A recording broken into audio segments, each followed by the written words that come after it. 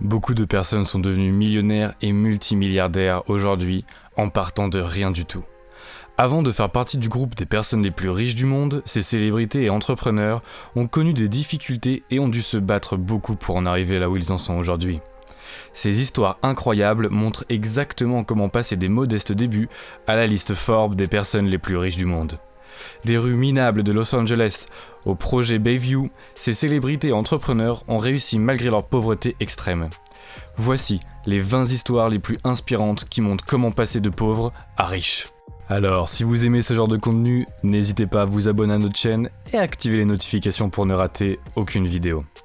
Également, si vous voulez gagner plus d'argent et profiter de la vie, je vous laisse cliquer sur le lien dans la description pour accéder à 3 vidéos gratuites qui vous apprendront à gagner de l'argent sur internet et depuis chez vous. Allez, on commence ce top avec Halle Berry. Des années avant que Halle ne remporte un Oscar, elle dormait dans un refuge de sans-abri. En fait, dans une interview, elle a déclaré que les difficultés auxquelles elle a dû faire face au cours de sa carrière l'ont rendue encore plus forte. Je cite. « Cela m'a appris à prendre soin de moi et m'a montré que je pouvais survivre à n'importe quelle situation, même si cela signifiait être sans abri pendant un certain temps. » Halle Berry a actuellement une valeur nette comprise entre 60 et 75 millions d'euros. Avant que Sarah Jessica Parker décroche son célèbre rôle d'écrivain sur Sex and the City, elle n'était qu'une fille d'une petite ville de Nelsonville dans l'Ohio. Sarah Jessica Parker a traversé une période de sa vie où sa famille célébrait rarement des anniversaires, des vacances ou d'autres occasions familiales. Parker, qui avait 8 frères et sœurs, se souvient des moments où ceux à la maison ne pouvaient pas faire face aux factures. L'actrice a décroché son premier rôle à Broadway à 11 ans, déménageant à Hollywood en 81 pour apparaître dans la série Square Pegs. Après cela, elle a tourné des dizaines de films. Selon diverses publications, l'actrice a une fortune de plus de 90 millions d'euros. Actuellement l'un des plus grands noms de la musique, Ed Sheeran a commencé comme un artiste en difficulté sur la scène musicale animée de Londres. Ed Sheeran a abandonné l'école, puis a passé de nombreuses nuits à dormir dans les stations de métro de la capitale anglaise. Il a passé quelques nuits dans une arcade à l'extérieur du palais de Buckingham, qui a un conduit de chauffage. C'était là qu'il a écrit la chanson Sans abri et les répliques. À une occasion, alors qu'il jouait dans un refuge pour sans-abri local, il a rencontré une prostituée toxicomane nommée Angel. Sheeran a été tellement ému par son histoire qu'il lui a dédié sa chanson The A-Team. Cette chanson allait devenir l'un des premiers singles du chanteur.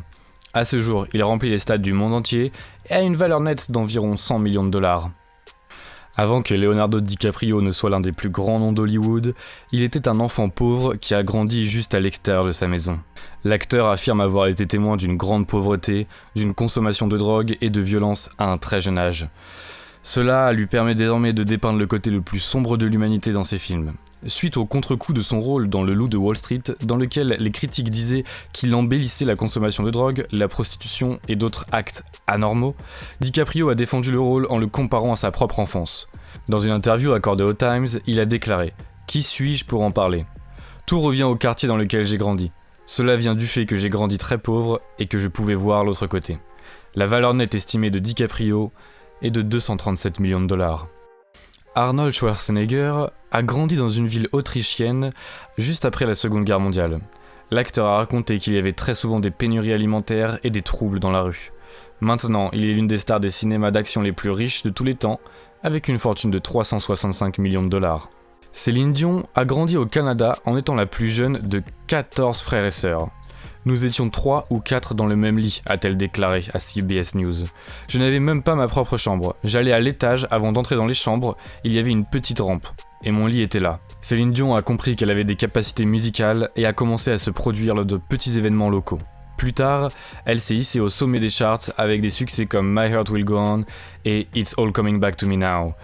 Au fur et à mesure que sa renommée augmentait, sa fortune augmentait également. En septembre 2019, elle était estimée à environ 34,3 millions de dollars. Avant que l'idée d'Harry Potter ne vienne à l'esprit de J.K. Rowling, l'écrivaine était une mère célibataire qui avait du mal à payer son loyer. Rowling a lutté contre la dépression et d'autres obstacles avant de devenir l'une des écrivaines les plus réussies de l'histoire. C'est ainsi qu'elle est aussi devenue l'une des auteurs britanniques les plus appréciées de tous les temps. La succession de l'auteur est de 84 millions, avec 7 romans Harry Potter et une franchise cinématographique à succès. Roman Abramovich est connu dans le monde entier comme le milliardaire avec des actions dans Evraz et l'équipe de football britannique Chelsea. Il possède également le 3e plus grand yacht du monde, qu'il a acheté pour 365 millions en 2010 et a une valeur nette de 10 000 millions de dollars. Cependant, avant d'apparaître sur la liste milliardaire Forbes, il n'était rien de plus qu'un orphelin qui a grandi à Moscou. Toujours motivé à s'améliorer, Abramovich a abandonné ses études pour devenir entrepreneur. Il a renforcé de multiples investissements dans des sociétés telles que le géant de l'industrie pétrolière Simfet, Russian Aluminium et Vraz Group pour d'énormes bénéfices. Kenny Trout s'est rendu à l'université du sud de l'Illinois pour vendre une assurance tout en suivant des cours. Fils de serveur, il a grandi dans une famille pauvre. Cependant, après avoir obtenu son diplôme universitaire, il fonda la compagnie de téléphone interurbain Excel Communication. En 1996, 12 ans après sa fondation, il l'a rendue publique. En 1998, il la vend à Téléglobe dans le cadre d'une transaction de 3,2 milliards de dollars. Il a pris l'argent qu'il a fait lors de la transaction et a réinvesti le produit dans des actions, des obligations et des chevaux de course. Sa fortune est estimée à 1,4 milliard de dollars. Comme toutes ces personnes l'ont fait, je vous invite à faire le premier pas. Alors je vous laisse cliquer sur le lien dans la description pour accéder à 3 vidéos gratuites qui vous apprendront à gagner de l'argent sur internet et depuis chez vous. Oprah Winfrey est née dans une famille pauvre du Mississippi en 1954, mais cela ne l'a pas empêchée d'obtenir un succès sans précédent. Après une enfance traumatisante au cours de laquelle elle a été maltraitée par 2 membres de sa famille et un ami, elle s'est enfuie de chez elle à l'âge de 13 ans. Oprah Winfrey a grandi dans la pauvreté et est allée à l'université grâce à une bourse. Elle a toujours été une femme intelligente et motivée. Oprah a donc reçu une bourse de la Tennessee State University après une apparition à un concours de beauté local. Elle est devenue la première correspondante de télévision afro-américaine de l'État à l'âge de 19 ans. La célèbre animatrice de talk show a ensuite déménagé à Chicago où elle a commencé à travailler sur sa propre émission du matin. Elle sera plus tard largement connue sous le nom de The Oprah Winfrey Show. Oprah a été la première femme de l'histoire à posséder et à produire son propre talk show. Sa valeur nette est estimée à environ 2000 millions d'euros, ce qui en fait l'une des femmes noires les plus riches du monde et la première milliardaire noire.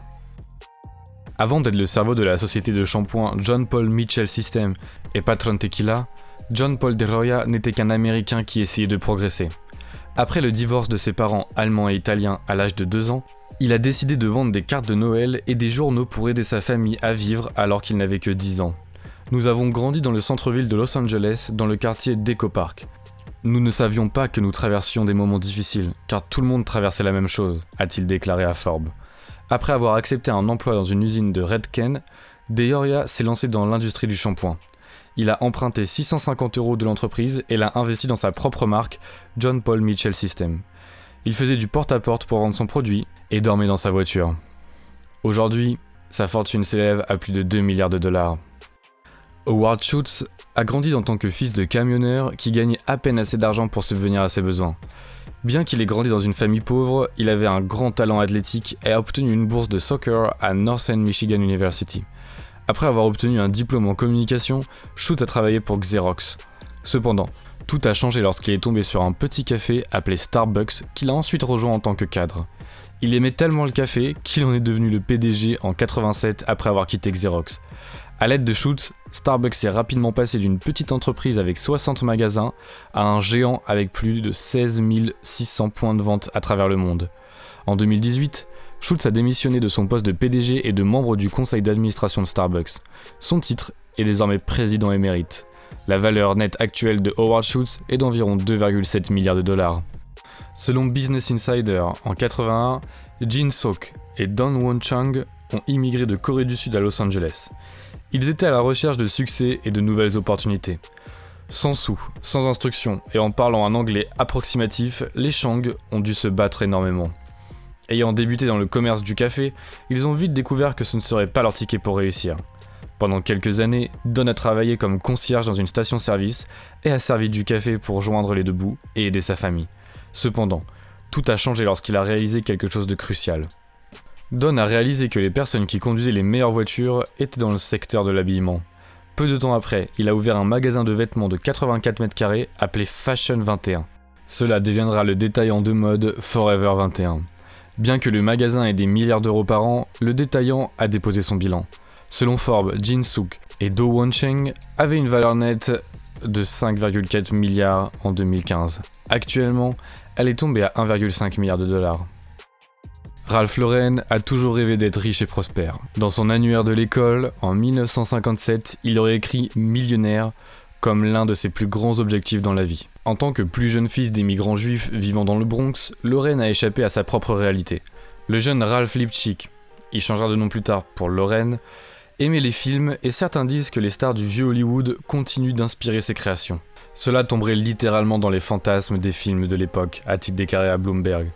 Il s'est vraiment projeté dans les scènes mettant en scène des hommes comme Gary Cooper et Cary Grant. Il voit les personnages qui peuplent ses rêves et ses visions, cette capacité à entrer dans un monde fantastique, et l'a amené à la mode. Ralph Lauren vaut maintenant 5 milliards de dollars. Bien que Steve Jobs soit maintenant considéré comme l'un des plus grands esprits de l'histoire moderne, ses débuts sont modestes. Les jeunes parents, ouvriers de Jobs, ont eu du mal à le soutenir et à joindre les deux bouts. Il fut accueilli par un autre couple, Paul et Clara Jobs.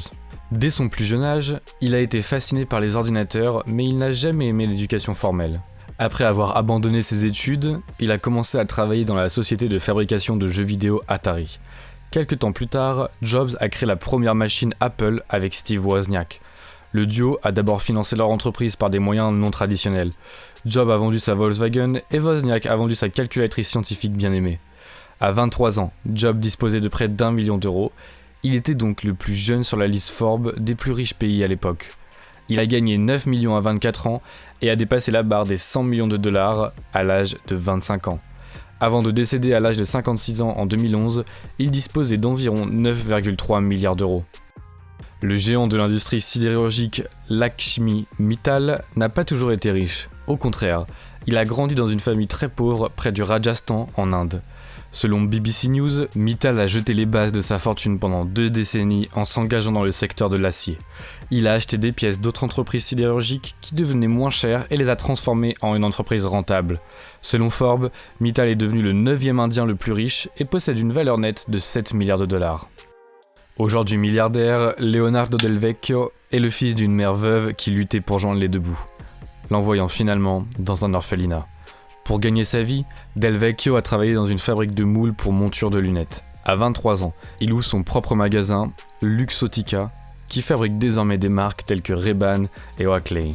Sa fortune actuelle est de 14,6 milliards de dollars. Une histoire marquante de la pauvreté à la richesse est celle de François Pinault.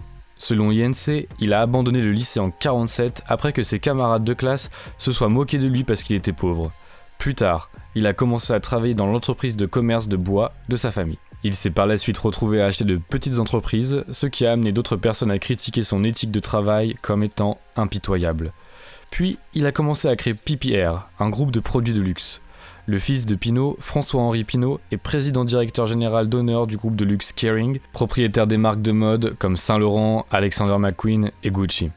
On estime que la famille a une valeur nette de 27 milliards de dollars. Nous voici donc à la fin de notre voyage des millionnaires et milliardaires qui sont passés de pauvres à super riches. Faites-nous savoir dans les commentaires l'histoire qui vous a vraiment inspiré. N'hésitez pas à liker la vidéo et abonnez-vous pour rester connecté avec toutes nos prochaines vidéos. Également, cliquez sur le lien dans la description pour télécharger un guide de 3 vidéos gratuites qui vous apprendront à gagner de l'argent sur internet et depuis chez vous. On se dit à très bientôt dans une prochaine vidéo.